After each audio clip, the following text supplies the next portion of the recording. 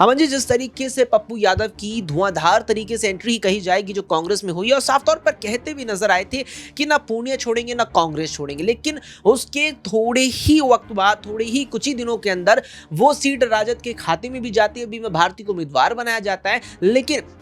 अभी भी पप्पू यादव पूर्णिया के नाम पर अड़े हुए हैं। क्या उनकी ये जिद आरजेडी और कांग्रेस के बीच तनातनी और बढ़ा देगी? देखिए, बिल्कुल अक्षय, और जाहिर सी बात है कि बिहार की राजनीति की जब भी हम बात करते हैं तो बिल्कुल कई तरह के दांवपेच, कई तरह के कह सकते हैं सियासी जो घमासान है, उठापटक है, वो देखने को मिलती है। खासकर अगर हम इंडी गठबंधन की बात करें तो यहाँ पर जिस तरह से आरजेडी कांग्रेस पार्टी के बीच में गठबंधन है और जो सीट शेयरिंग को लेकर जो मसला फंसा हुआ था, आपने देखा कि कई राउंड की बात हुई, कई बार बातचीत हुई, कई बार जो उनके नेता आपस में बैठे, लेकिन फिर भी ये तय नहीं हो पा रहा था कि कांग्रेस पार्टी कितनी सीटों पर चुनाव लड़ेगी और आरजेडी कितनी सीटों पर चुनाव लड़ती हुई नजर आएगी। आपको अगर याद हो, उस समय भी लगातार ये कहा गया कांग्रेस पार्टी की तरफ से कम भाई हमें 10 सीटें तो आप दीजिए, इसमें से एक सीट पूर्णिया की भी थी, लेकिन इस बात पर आरजेडी सहमत हुई कि 9 सीटें हम आपको दे सकते हैं, लेकिन पूर्णिया की सीट आपको नहीं देंगे। इसके अलावा पूर्णिया के अलावा मधेपुरा, जहाँ से भी राजनीति करते रहे पप्पू यादव, वहाँ का भी जिक्र था, लेकिन उसको भी एक तरीके से आरजेडी के खेमे में जाने दिया गया। तो एक बात लगातार कही जा रही है कि क्या जो आत्मसमर्पण है कांग्रेस पार्टी ने वो किया है जो आरजेडी के सामने, या फिर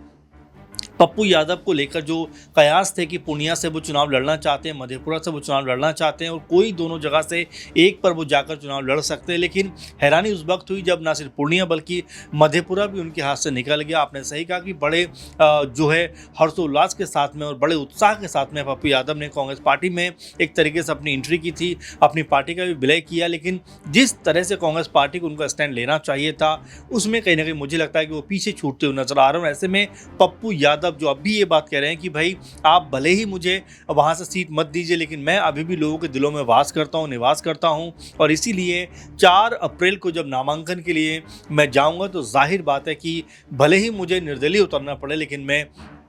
पूर्णिया की सीट पर चुनाव तो अवश्य लड़ूंगा। इससे आप समझ सकते हैं किस तरह का माहौल बिहार में है, और खासकर आरजेडी और कांग्रेस पार्टी जो लाख दम भर रहे थे कि भाई हमारे बीच सब कुछ ठीक है, लेकिन इस फैसले के बाद लगातार पप्पू यादव यही बात कह रहे हैं कि इस फैसले के बाद कहीं ना कहीं ये लगा उन्हें भी कि जो पार्टी में उनकी बात रखी जानी चाहिए थी, जिस तरह से गठबंधन में उनकी बात सुनी जानी चाहिए थी, वो कुछ नज़र नहीं आया। इसीलिए लगातार वो विरोध कर रहे हैं और ये कह रहे हैं कि 4 अप्रैल को वो नामांकन जरूर करें।